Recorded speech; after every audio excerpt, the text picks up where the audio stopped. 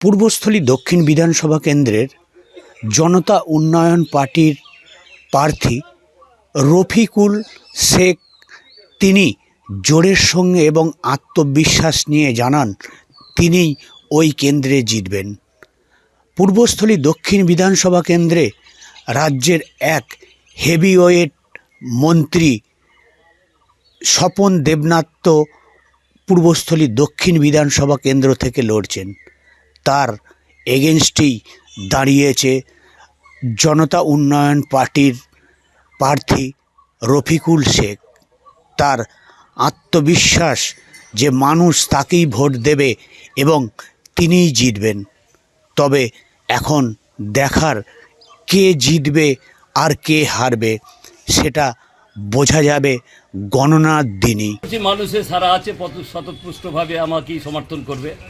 আমি 12টা অঞ্চলে ঘুরেছি।